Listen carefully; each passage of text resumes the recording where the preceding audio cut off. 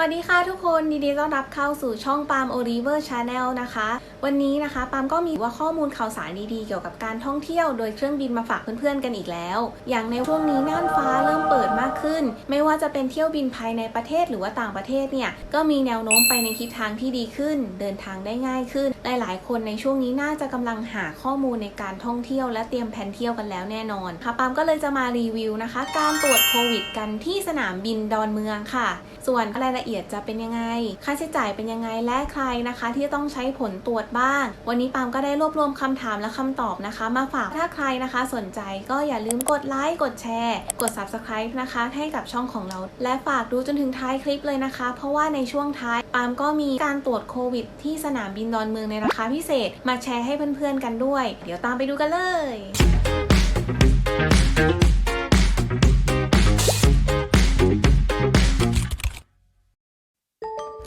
มากันที่สนามบินดอนเมืองกันแล้วนะคะเดี๋ยวเราจะพาไปดูจุดตรวจกันจุดตรวจของเราวันนี้นะคะจะอยู่ที่อาคาร1ค่ะออกต่างประเทศชั้น3ค่ะด้านในอาคารนะคะร้านโครงการหลวงจะเป็นจุดที่ใกล้ที่สุดนะคะที่เราออกมาได้ทางออกของเรานะคะจะอยู่ตรงกับทางประตูทางออกหมายเลข8ค่ะเดินออกมาจากประตูนะคะก็เลี้ยวมาทางด้านขวาเดินตรงมาข้างหน้าอีกนิดเดียวเท่านั้นเองนะคะเราก็จะเจอกับจุดตรวจโควิดในสนามบินกันแล้วค่ะจุดตรวจที่เราจะมารีวิวนะคะจะอยู่ตรงกับประตูทางออกหมายเลข7ค่ะอยู่ตรงข้ามกันเลย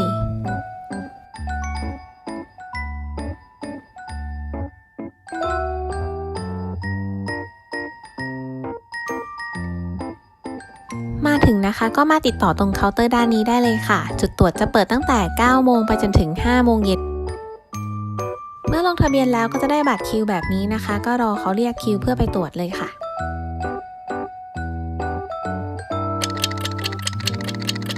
ตรวจเสร็จเรียบร้อยแล้วค่ะอันนี้จะเป็นผลที่อยู่ในแอปหมอพร้อมนะคะและอันนี้ก็จะเป็นหน้าตาใบรับรองนะคะที่ใช้สำหรับยื่นให้กับสายการบินได้ค่ะ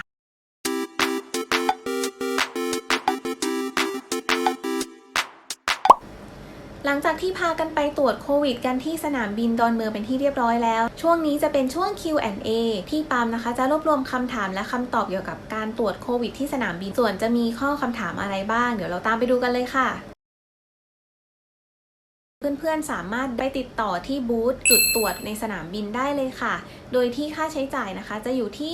250 บาทสำหรับการตรวจแบบแยงจมูกส่วนใครนะคะที่มีน้องๆเล็กๆนะคะที่ต้องใช้ผลตรวจเนี่ยก็สามารถไปขอตรวจแบบน้ำลายซึ่งจะมีค่าใช้จ่ายอยู่ที่300 บาทค่ะการตรวจแบบนี้นะคะก็จะได้ผลตรวจนะคะที่ลิงก์กับแอปนะคะหมอพร้อมแล้วทางเจ้าหน้าที่นะจะมีใบรับรองนะคะออกมาให้ซึ่งใบรับรองนี้นะคะเพื่อนๆสามารถใช้ได้ทั้งภายในประเทศแล้วก็ต่างประเทศอีกด้วยค่ะการตรวจโควิดที่สนามบินใช้เอกสารมีแค่เพียง2อย่างเท่านั้นเองค่ะ อย่างแรกนะคะก็คือเป็นบัตรประจำตัวประชาชนหรือพาสปอร์ตเพื่อที่เจ้าหน้าที่จะได้ลิงก์ข้อมูลนะคะเข้าไปในหมอพร้อมหรือใส่ข้อมูลนี้เข้าไปในใบรับรองให้กับเราส่วนอย่างที่2นะคะก็คือหลักฐานในการชำระเงินถ้าใครจองมาล่วงหน้าก็จะโชว์เป็นอีเมลตัวยืนยันการจองนะคะควบคู่กับสลิปการโอนเงินส่วนถ้าใครที่ walk in เข้าไปเนี่ยก็สามารถแสดงสลิปที่โอนให้กับเจ้าหน้าที่ได้เลยค่ะการเช็คอินขึ้นเครื่องบินมีใครที่ต้องใช้ผลตรวจโควิดกันบ้างเดี๋ยวปาล์มจะขอเริ่มจากการเที่ยวนะคะภายในประเทศกันก่อนละกันในหลายๆจังหวัดก็จะใช้เกณฑ์เป็นมาตรฐานเดียวกันหมดเลยค่ะก็คือเจ้าหน้าที่ทางสายการบินจะขอดูประวัติการฉีดวัคซีนของผู้โดยสารก่อนที่จะเช็คอินเพื่อรับบัตรที่นั่งทีนี้นะคะหลายๆจังหวัดก็มีการยกเลิกคลายมาตรการเหล่านี้ออกไปแล้วเท่ากับว่าใครที่จะเดินทางไปในจังหวัดใหญ่ๆนะคะไม่ว่าจะเป็นกรุงเทพภูเก็ตเชียงใหม่ขอนแก่นสุราษฎร์ธานีตรังอุดรธานีนะคะจังหวัดนี้นะคะจะไม่มีการขอดูเอกสารใดๆแล้วแต่ยังในบางจังหวัดอย่างกระบี่เชียงรายสกลนครหัดใหญ่จังหวัดเหล่านี้นะคะยังมีการขอดูประวัติฉีดวัคซีนอยู่ส่วนใครนะคะที่ไม่มีประวัติฉีดวัคซีนแสดงกับเจ้าหน้าที่หรือว่าฉีดยังไม่ครบเกณฑ์ว่ายังไม่ได้ฉีดเลยจำเป็นจะต้องใช้ผลตรวจโควิดนะคะเพื่อยื่นให้กับเจ้าหน้าที่สายการบินก่อน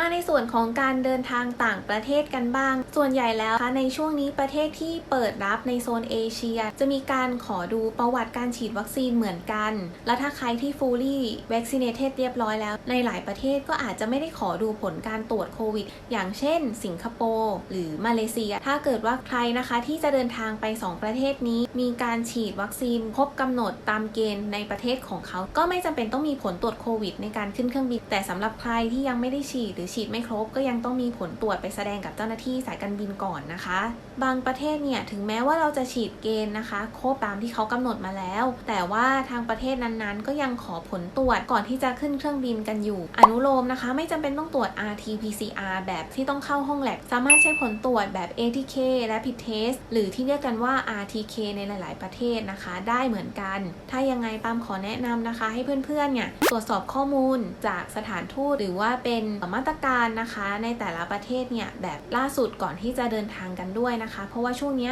ข้อมูลมีการอัปเดตแล้วก็เปลี่ยนแปลงอยู่เรื่อยๆเลยตัวอย่างที่ได้เกริ่นไปก่อนหน้านี้นะคะปามก็มีแพ็กเกจราคาพิเศษนะคะสำหรับการตรวจโควิดที่สนามบินดอนเมืองมาฝากเพื่อนๆกันค่ะสำหรับใครที่อยากจะไปตรวจโควิดนะคะก่อนขึ้นเครื่องหรืออยากจะไปตรวจโควิดเฉยๆก็ได้ทางหมอ Hello จุดตรวจที่เราไปรีวิวกันมาในคลิปวันนี้นะคะมีการร่วมมือนะคะกับสายการบินแอร์เอเชียค่ะสามารถจองแพ็กเกจราคาพิเศษได้ในเว็บไซต์ของ airasia.com พอเข้าไปที่เว็บไซต์ airasia.com แล้วเลื่อนลงมาด้านล่างนะคะจะเจอกับแพ็กเกจการตรวจโควิดพอคลิกเข้าไปนะคะจะมีโรงพยาบาลชั้นนำเนี่ยมากมายให้เลือกเลยโดยที่ราคาที่ถูกที่สุดจะอยู่ที่ของหมอ Hello ซึ่งเป็น Choice แรกพอเข้าไปแล้วนะคะจะมีแพ็กเกจอยู่ด้วยกันหลักๆ2อันค่ะก็คือจะมีแบบ150 บาทและก็190 บาทถามว่า2อันนี้ต่างกันยังไงแบบ150 บาทจะเป็นการตรวจซึ่งผลตรวจจะลิงก์เข้ากับหมอพร้อมจะไม่มีใบรับรองแพทย์ให้ดังนั้นจะแนะนำสำหรับคนที่รู้สึกว่ามีภาวะสุ่มเสี่ยงหรือว่าอยากจะใช้เดินทางภายในประเทศส่วนแบบแพ็กเกจ190 บาทก็จะต่างกันตรงที่แบบนี้นะคะจะได้ใบรับรองแพทย์เพื่อใช้ยืนยันเดินทางสำหรับต่างประเทศได้ใบรับรองจะเป็นแบบภาษาอังกฤษแบบที่ปามได้โชว์ไปให้ดูก่อนหน้านี้ถ้าใครจองผิดจองเป็นแบบ150 บาทไปและอยากได้ใบรับรองแพทย์ก็แค่เพิ่มเงินเพื่อนๆก็จะได้ใบรับรองแพทย์ปริ้นออกมาให้นะคะเพื่อใช้ยื่นกับเจ้าหน้าที่สายการบินได้เช่นเดียวกันค่ะก็หวังว่าข้อมูลที่ปามได้รวบรวมมาในวันนี้จะเป็นประโยชน์ให้กับเพื่อนๆที่กำลังวางแผนที่จะไปเที่ยวกันแล้วถ้าใครนะคะที่มีคำถามนอกเหนือจากนี้ก็สามารถคอมเมนต์กันเข้ามาได้นะคะปามจะพยายามไปหาข้อมูลแล้วก็หาคำตอบมาตอบเพื่อนๆให้ขอจบคลิปกันไปเท่านี้ก่อนสำหรับวันนี้ไปก่อนนะคะบ๊ายบาย